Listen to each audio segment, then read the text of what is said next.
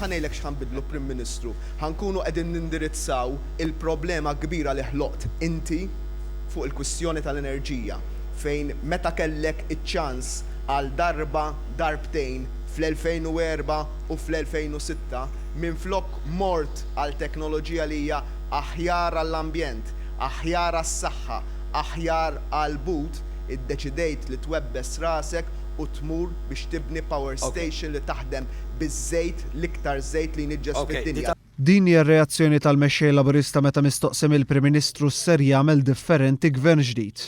Weda li ser twassal għal kontijiet irħas u li ġiet diskussa fuq l-Istazzjon Nazzjonali f'dibattitu bejn Lorenz Gonzi u Joseph Muscat. Lorenz Gonzi qal li l-proġett li qed jipproponi l-Partit Laburista huwa bla sens. Li huwa power station bla sens.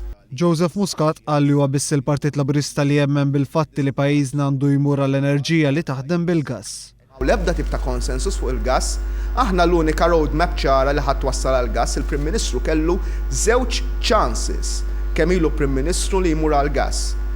Kellu ċans fl-2006 fejn il-Kabinett approva Generation Plan għall-elettriku illi kien jgħid ċar li l-power station li rridu nibnu f'pajjiżna trid tkun taħdem bil-gass. Minflok xtara power station li taħdem bil-heavy fuel oil. Il-Prim Ministru min-naħa tiegħu ikkonferma li qabel ma mara l-power station tal-BWSC kienet saritlu offerta biex minn kumpanija Taljana tibni bl-aħlas pipeline tal-gass bejn Sqallija u Malta, offerta li iżda kienet skartata mill-Ministru Ostingat. Tagħti ġustifikazzjoni għaliex Ministru mill-Gvern tiegħek dan kollu warbu. Hawn il-mexxej Laburista melatta mistoqsijiet biex il-Prim Ministru jippubblika l-korrispondenza kollha li għaddiet bejn Leni u l-Gvern. Imma huwa ma kommettix ruħu. Minnaħa l-oħra meta mistoqsi minn Joseph Muscat dwar id-dokumenti tal-Ena Malta fuq il-ġenerazzjoni tal-elettriku, Lorenz Gonzi wieġebek. Inti ċerti li ppubblikajt kollox dwar l-Ena Malta, l-rapporti kollha li għandek dwar l-Ena Malta? Inti ċerti li ppubblikajt kollox dwar l-Ena Malta, Prim Ministru? Iva, m'hemm ċerti li ppubblikajt kollox. Joseph Muscat talab ukoll il-Prim Ministru jgħid fiex waslu ħlasijiet ta' kumpens min-naħa tal-BWSC, iżda l-Prim Ministru ma weġibx. Fiex waslet illi nitolbu lill-BWSC biex jagħtu il-kumpens illi għandhom jagħtu lil pajjiż għax hu qalilna biex ma ninkwetawx illi s-settilja u mbagħad jumejn wara qalilna il-Ministru tal-Finanzi illi irid imur fil-qorti sabiex jittakilja dawn l-affarijiet kollha. Joseph Muscat spjega li dak li qed jipproponi l-Partit Laburista jeżisti tant li hemm numru ta' kumpaniji Ġermaniżi li daħlu f'kuntratti għal provvista ta' gass fuq perjodu ta' xar snin. Hemm biżibilju eżempji ta' anka reċentement, pereżempju kumpaniji mill-Ġermanja li jagħmlu deal ta' 10 snin fuq supply tal-gass.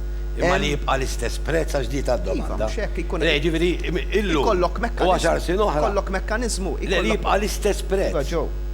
Mistoqsim meta kemm u kif ser iraħħas il-kontijiet tad-dawlu tal-ilma, il-Prim Ministru talab biex kulħadd jistenna sa mal-Partit Nazzjonalista jippreżenta l-manifest elettorali tiegħu.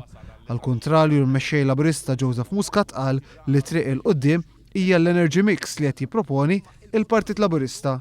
Illi iva tajjeb li jkollok interconnector ma' pajjiż ieħor imma ma tistax tiġi dipendenti fuq pajjiż ieħor għall-enerġija ta' għax ikonna mbagħad hemmhekk problema kbira, irridu kemm jista' jkun ikonna dak li jgħidulu energy mix.